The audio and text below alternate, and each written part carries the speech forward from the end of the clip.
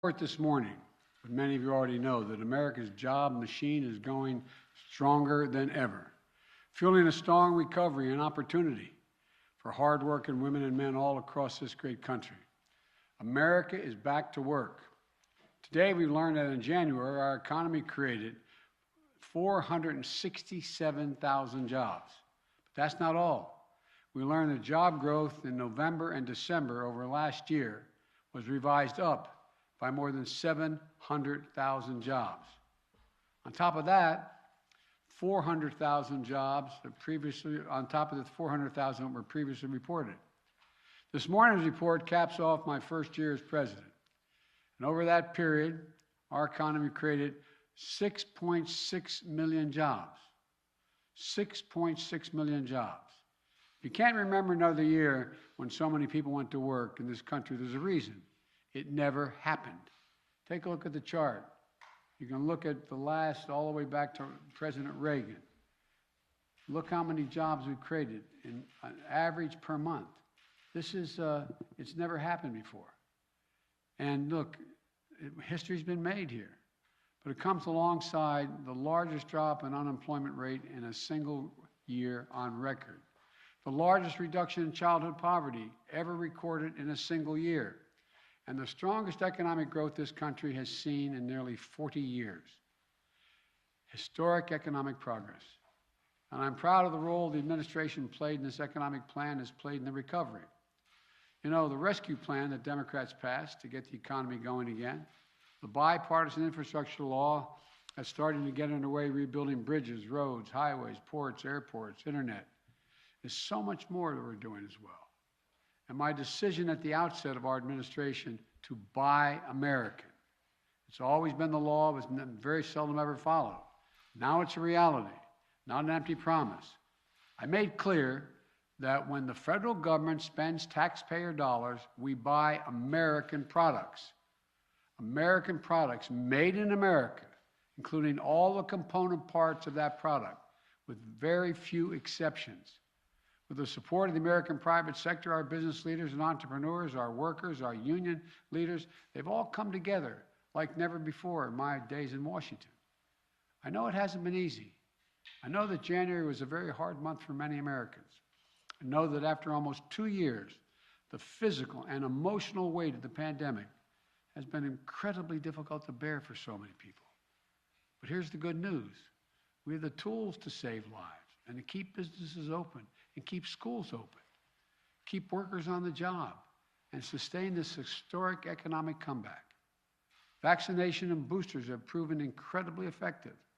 This past month, we started mailing out tens of millions of at-home tests to deliver to your home for free so you can determine whether or not you have COVID.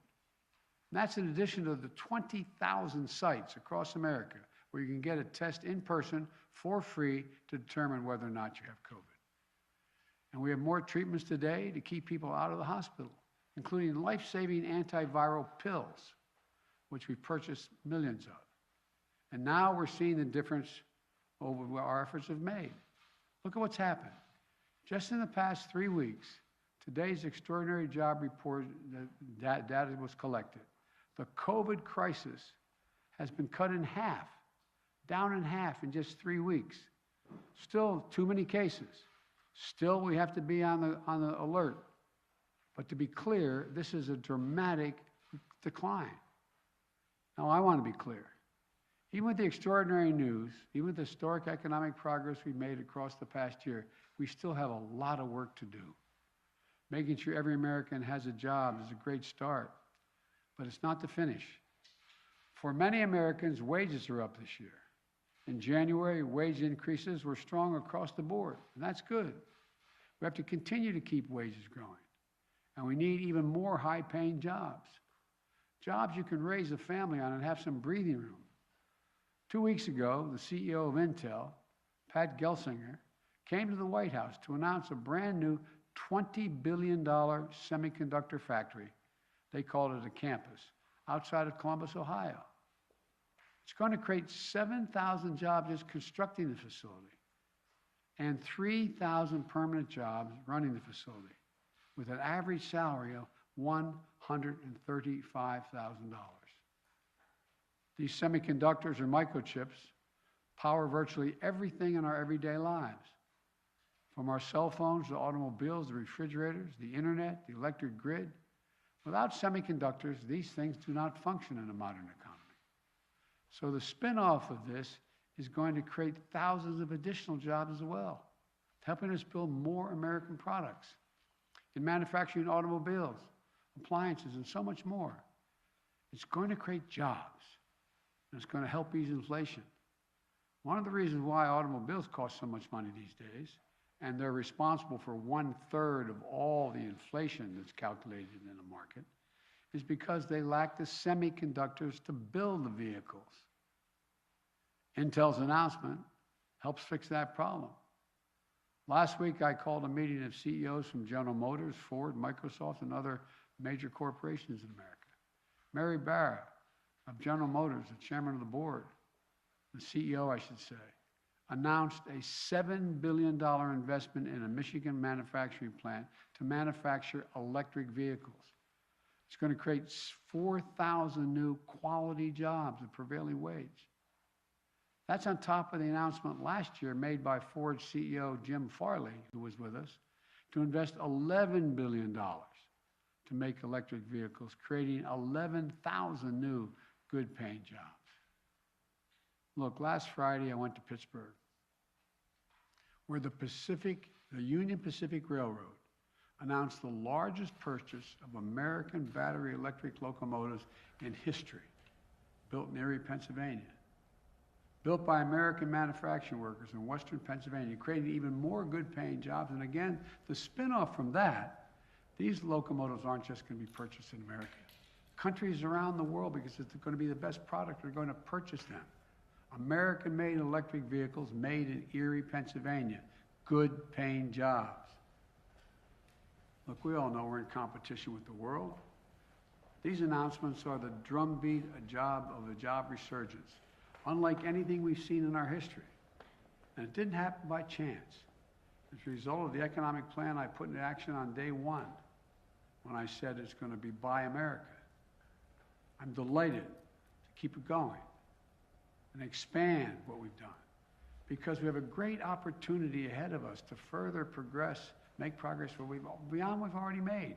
Look, the House of Representatives just passed a few minutes ago, just a bit before I walked over here, to provide $90 billion, over $90 billion for research and development, manufacturing, and all those elements of the supply chain needed to produce end products right here in America. So we can keep delivering more announcements like the one we've had in these past few weeks. Another way we're boosting our economy is by promoting competition. Look, hamburger is, up fourfold almost, many places. Well, guess what? Meat processors, or shipping, railroads, other industries are dominated by a few giant companies that control the market they operate in.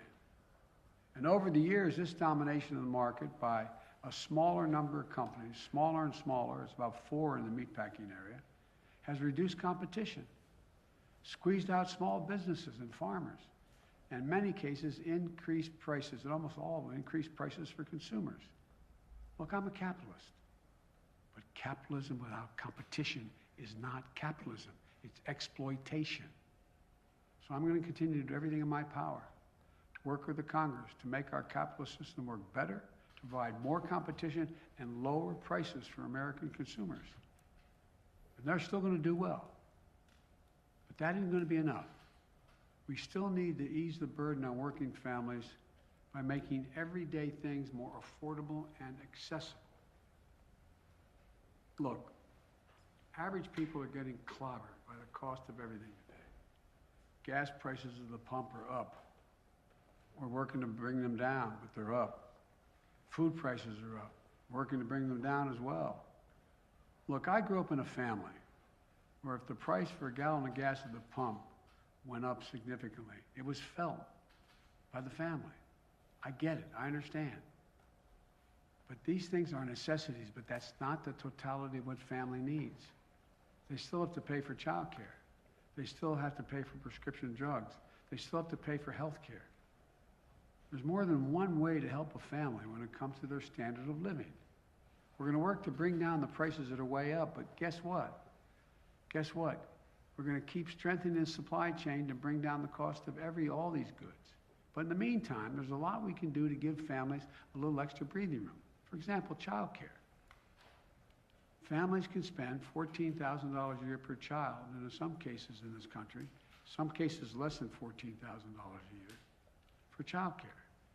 Our plan cuts in half what most families are paying, helping their budgets, keeping millions of parents and especially women allowed to go back to work because they can get child care. Or the cost of prescription drugs, like insulin. Insulin costs about $10 to make.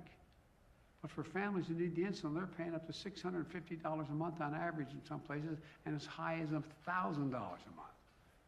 Think about all those Americans out there with type 1 diabetes who need this insulin to stay alive and stay healthy. Or the 200,000 American children with type 1 diabetes. Think about being one of the parents without the insurance or the money to pay for that insulin. How do you look your child in the eye who needs an insulin? They have no idea how they're going to figure out how to pay for it. Think about what it does to them. Their self-esteem, their dignity, their ability to look their child in the eye. We cap the cost of insulin at $35 on our plan. $35 a month. The companies are still going to make a healthy profit.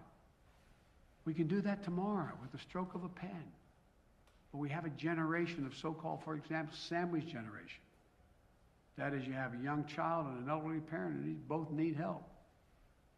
And look, we can help them take care of mom and dad and make it work.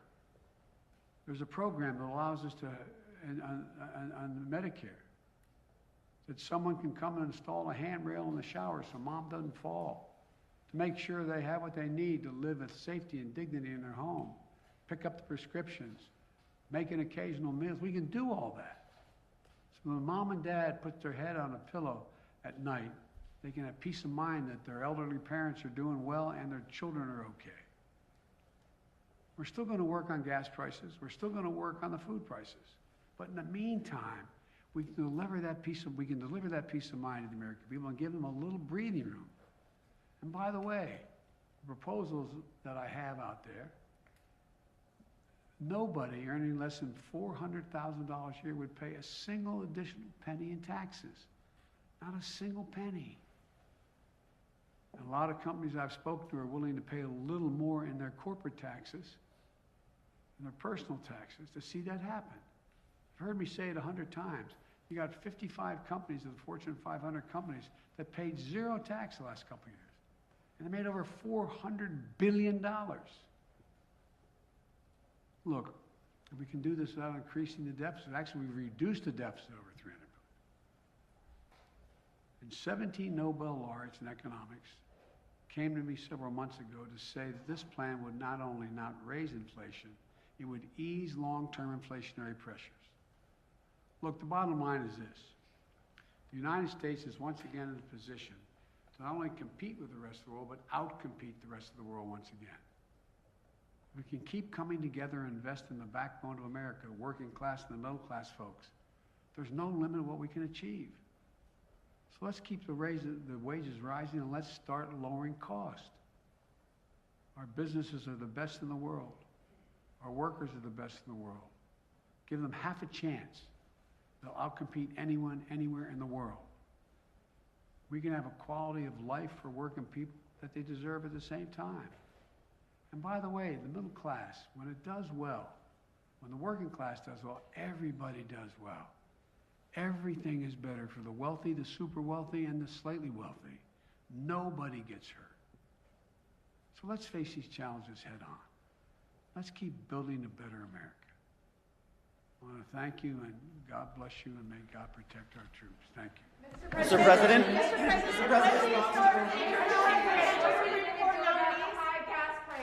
Your response to Putin and Xi, sir. Genocide against Uyghurs.